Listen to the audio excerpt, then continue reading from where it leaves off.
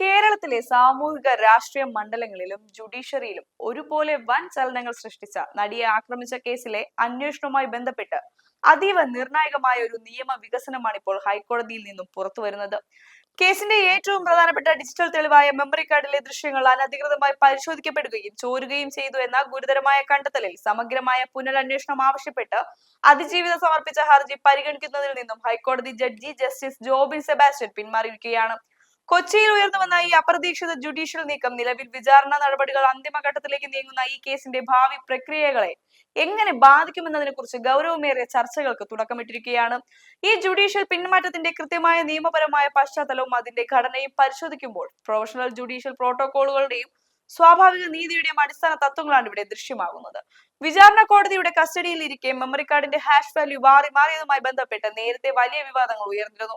ഇതിന്മേൽ അന്വേഷണം വേണമെന്ന ഇരിയുടെ ശക്തമായ ആവശ്യത്തെ തുടർന്നാണ് ഈ ഹർജി സമർപ്പിക്കപ്പെട്ടത്. ഒരു ജഡ്ജി ഹർജി പരിഗണിക്കുന്നതിൽ നിന്ന് പിന്മാറുമ്പോൾ അത് ഒന്നുകിൽ താല്പര്യങ്ങളുടെ വൈരുദ്ധ്യം ഒഴിവാക്കാനോ അല്ലെങ്കിൽ കേസിന്റെ വാദപ്രതിവാദങ്ങളിൽ പൂർണ്ണമായ നിഷ്പക്ഷത ഉറപ്പാക്കാനോ വേണ്ടിയുള്ള ജുഡീഷ്യൽ വിവേചനാധികാരത്തിന്റെ ഭാഗമാണ്.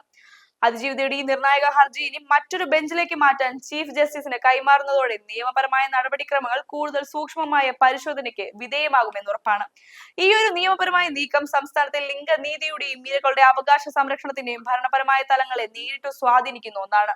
അതിജീവിതയുടെ സ്വകാര്യതയും ഭരണഘടനാപരമായ മൗലികാവകാശങ്ങളും സംരക്ഷിക്കപ്പെടേണ്ട ഒന്നാം തരം ജുഡീഷ്യൽ കസ്റ്റഡിയിലുള്ള ഒരു തെളിവ് ദുരുപയോഗം ചെയ്യപ്പെട്ടു എന്ന ആക്ഷേപം കേവലം ഒരു ക്രിമിനൽ അന്വേഷണത്തിനപ്പുറം സംസ്ഥാനത്തെ ഡിജിറ്റൽ തെളിവുകളുടെ സുരക്ഷിതത്വത്തെക്കുറിച്ചുള്ള വലിയൊരു ചോദ്യം ഭരണകൂടത്തിന് മുന്നിൽ ഉയർത്തുന്നുണ്ട്.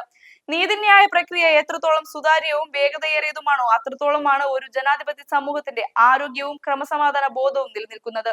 ഈ കേസിൽ തുടർച്ചയായി ഉണ്ടാകുന്ന ഇത്തരം നിയമപരമായ തടസ്സങ്ങളും മാറ്റങ്ങളും അന്വേഷണ ഏജൻസികൾക്കും പ്രോസിക്യൂഷനും വലിയ വെല്ലുവിളിയാണ് ഉയർത്തുന്നത്. കേവലം വൈകാരികമായ മാധ്യമ വിചാരണകൾക്കോ രാഷ്ട്രീയ പ്രസ്താവനകൾക്കോ അപ്പുറം ഒരു ജനാധിപത്യ സംവിധാനത്തിന്റെ സ്ഥാപനപരമായ അക്കൗണ്ടബിലിറ്റി അഥവാ ഇൻസ്റ്റിറ്റ്യൂഷണൽ അക്കൗണ്ടബിലിറ്റി ഉറപ്പാക്കുക എന്നതാണ് ഇവിടെ ഏറ്റവും പ്രധാനപ്പെട്ട കാര്യം. ഡിജിറ്റൽ യുഗത്തിൽ കോടതികളുടെ കസ്റ്റഡിയിലുള്ള തെളിവുകൾ പോലും സുരക്ഷിതമല്ല എന്ന ആശങ്ക പൊതുസമൂഹത്തിൽ പടർന്നാൽ അത് നീതിന്യായ വ്യവസ്ഥയുടെ വിശ്വാസ്യതയെ തന്നെ ദോഷകരമായി ബാധിക്കും. അതിനാൽ തന്നെ ജഡ്ജിമാരുടെ ഇത്തരം പിന്മാറ്റങ്ങളെ കേവലമായ സാങ്കേതിക നീക്കങ്ങളായി കാണാതെ നിയമത്തിന്റെ മുൻപിൽ എല്ലാവരും തുല്യരാണെന്നും ഇരയ്ക്ക് നീതി ലഭിക്കുന്നതിൽ യാതൊരുവിധ സ്വാധീനങ്ങളും ഉണ്ടാകില്ലെന്നും ഉറപ്പുവരുത്തേണ്ടത് ഭരണഘടന ഉയർത്തിപ്പിടിക്കുന്ന പരമമായ മൂല്യമാണ്.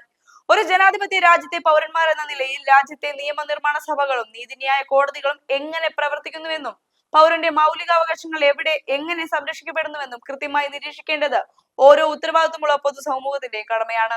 അതുകൊണ്ട് തന്നെ നടിയെ ആക്രമിച്ച കേസിലെ മെമ്മറി കാർഡ് വിവാദത്തിലും ഹൈക്കോടതിയിലെ പുതിയ വികാസങ്ങളിലും നിങ്ങളുടെ വസ്തുനിഷ്ഠമായ ലീഗൽ നിരീക്ഷണങ്ങളും ഭരണഘടനാപരമായ അഭിപ്രായങ്ങളും താഴെ കമന്റ് ബോക്സിൽ രേഖപ്പെടുത്തുക. കൃത്യമായ നിയമ വിശകലനങ്ങൾ കൂടുതൽ പേരിലേക്ക് എത്തിക്കുന്നതിനായി ഈ വീഡിയോ പരമാവധി ഷെയർ ചെയ്യുക.